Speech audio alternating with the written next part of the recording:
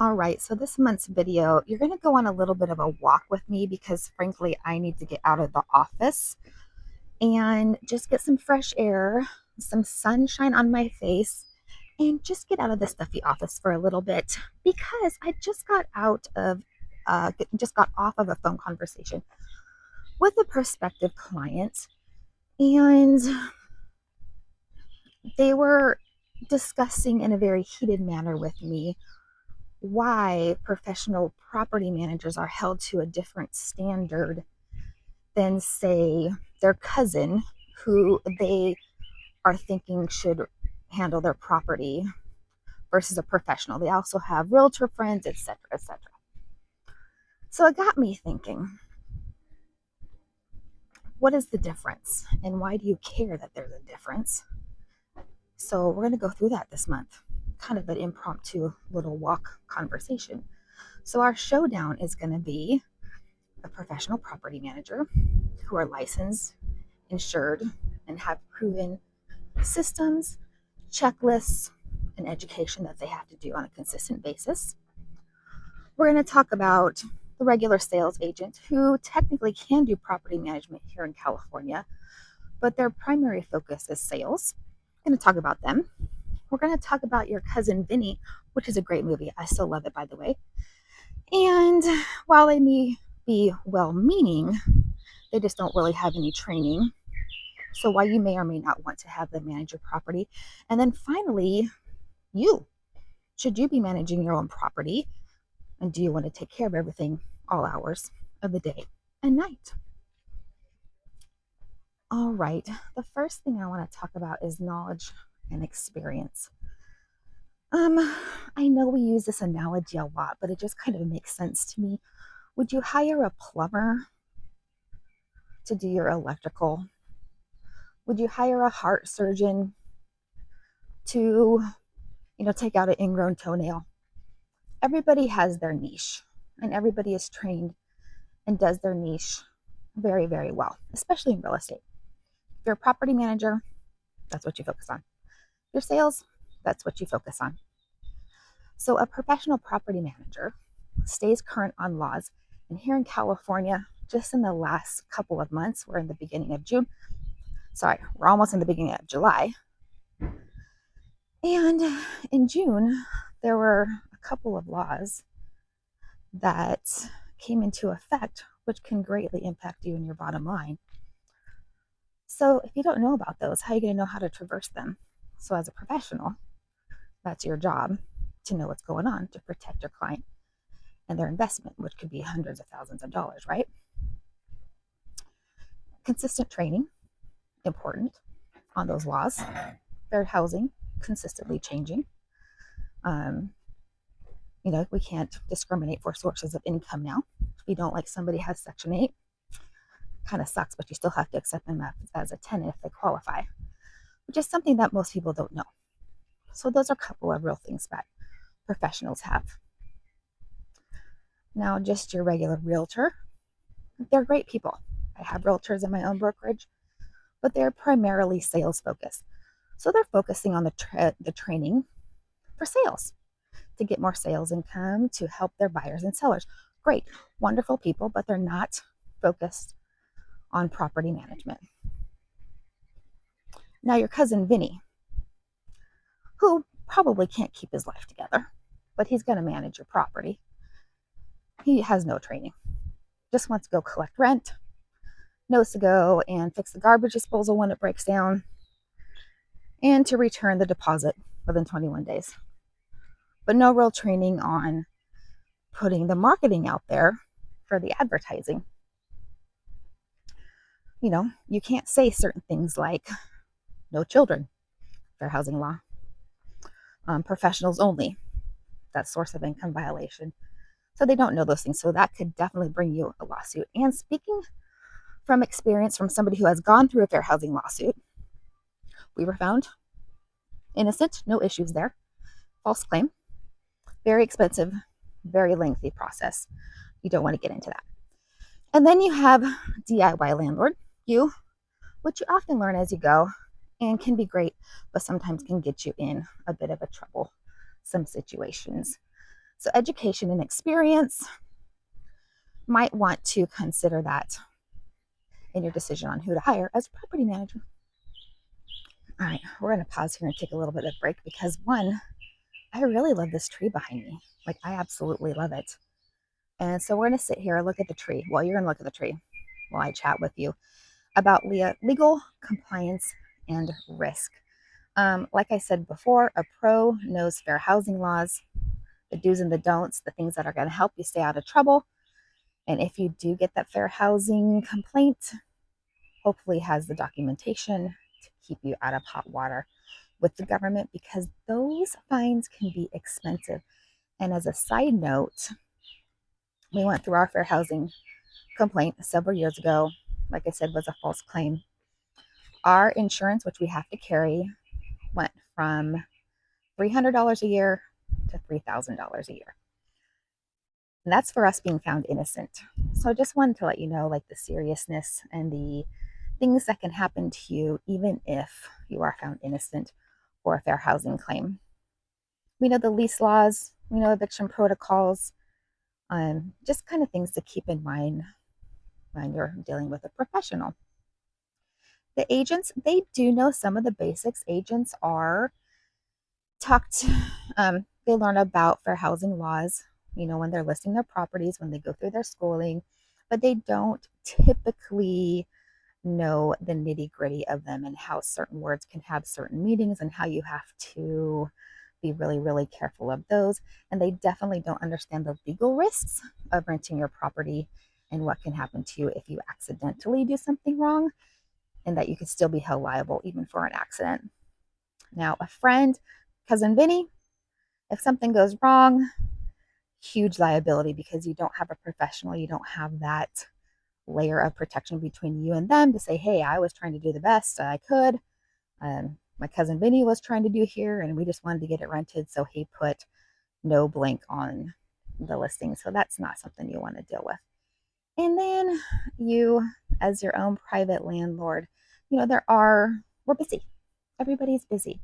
So there are really high risks doing it on your own, and the learn as you go approach can cause problems for you. So just make sure, one wrong move can definitely cause you major implications at some point in the future. So think about that when you are deciding who you want to manage your property. All right, we're going to talk about maintenance and repairs. We all know this phrase, time is money. And so is your sanity. That's kind of something I add on there. Being in this business, man, the biggest contention between tenants and owners is the exact same thing. And I'm going to give you one guess. I introduced it a minute ago. It's maintenance. Maintenance is the number one source of contention between tenants and owners. Tenants want something fixed, and they want something fixed now. Owners typically feel like their property is beautiful, perfect, and the tenants are doing something to cause all these things to go wrong. In some cases, it is true. A lot of cases, it's just age and things are wearing out. But maintenance and getting things repaired in a timely manner, and the quality of repairs, the quality of vendors, is the number one reasons tenants stay and they go. So maintenance is a very, very, very high priority as a rental property owner. You need to keep on your forefront. Yes, it can be expensive, but I will let you know, preventative maintenance is a lot cheaper than reactive maintenance. We'll talk about that another day. Maybe on another walk. I don't know. But a pro, we have vetted vendors, licensed, insured, bonded. So if somebody goes into the property, we know they're going to be safe. If something happens, we can go after their insurance. We check their quality. And if they don't do quality work, guess what? Out. And they want to keep our business, so they're going to do quality work.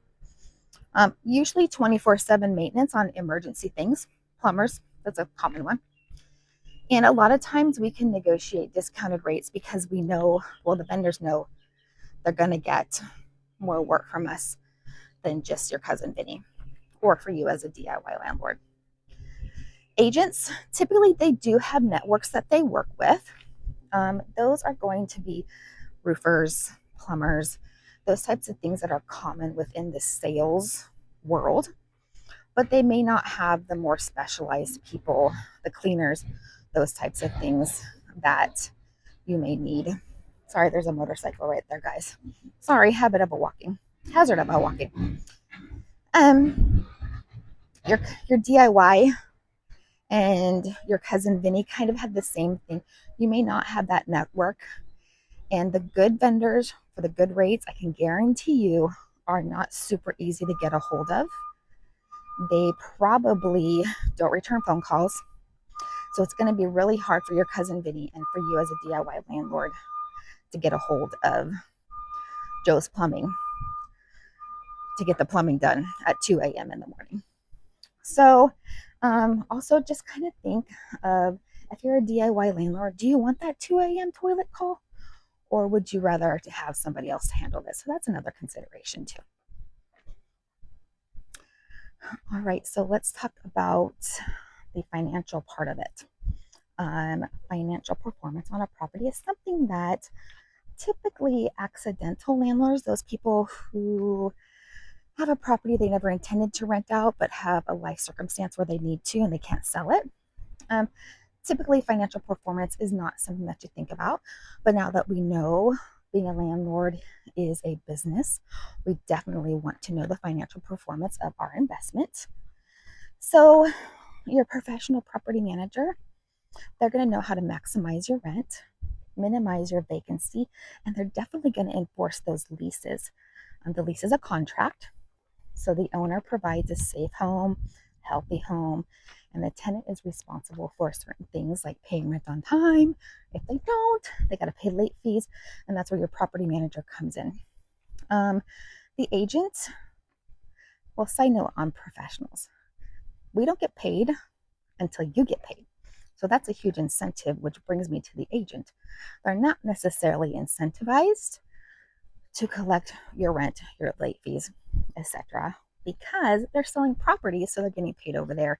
So they just may not be super incentivized to collect money on your behalf. Your cousin Vinny, it's going to be awkward for them to go and collect rent. They may not know the legalities of going onto the property, what to do if they're confronted with somebody who doesn't want to pay rent, or the steps they need to take to get that rent. And then often we see this in DIY landlords. They undercharge in rent, so they're way below market value. They delay collecting late fees or getting rents because they feel bad for whomever, for whatever circumstance there is. And so they will delay collecting them. And they often forget to talk to their tax professional about what write-offs they can have on the property. So just know that a property manager should pay for themselves a couple of times over, and they usually do, especially if you're getting more rent than you as a private landlord are going to ask for. All right, we're back walking because I just can't stand still yet this morning. All right, we're going to talk about tenant screening and retention. And there is an adage in property management that good tenants are found. It's not guesswork. Consistent processes, consistent criteria, which is a law at this point. If you're going to charge tenant application screening fees, you have to have written processes, written criteria in order to charge application fees. And there's a bunch of other things that go along in line with that. Check our other videos for more information on that. But a pro is going to use background checks, criminal, terrorist, credit checks, income verification, and rental history to get an idea of the habits of that person when it comes to renting properties and paying their bills. And agents, they typically don't have access to screening services. If they do, they may just run credit, but they may not be able to run terrorist databases, criminal, all of that. So that's something to think about as well. A friend or your cousin Vinny often will trust their gut. And we find this a lot with DIY landlords too. They just had a good feeling about somebody. They just wanted to extend this person a kindness. because they've just been down on their luck. Which, by the way, when I have landlords come to me and say, I'm just a really good person and I gave this person a shot, I know we're going to do an eviction. So rely on their gut, minimal guesswork. Usually this is like a friend or you as a DIY landlord, which definitely can impact the quality of tenant that you're getting. The goal when renting your property is to remember this is a business and you are providing something, a nice, stable, healthy home for somebody to live in, and in return, they're paying you to live there. So you want to have a good quality tenant who is going to use your product and pay you well for that product every single month. So once again, good tenants are found with data, not guesswork.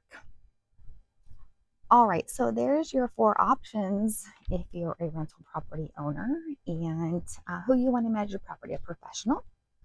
Do you want to have your cousin Vinny, a sales agent, or do it yourself? Now, this is not to sway you anyway.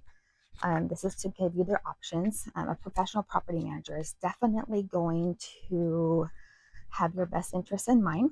A good property manager is going to have your best interests in mind. Make sure to maximize your investment and minimize risk. A sales agent, wonderful people, but their focus is sales.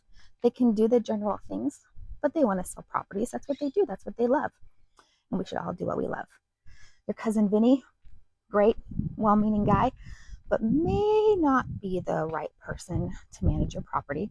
And you as a landlord, if you have the time and you're willing to look up laws and have the desire to do it, that may be an option for you. But if you do want to investigate the professional side of it, feel free to give us a call and consider us a resource. You can contact us at wellspring propertymanagement.com.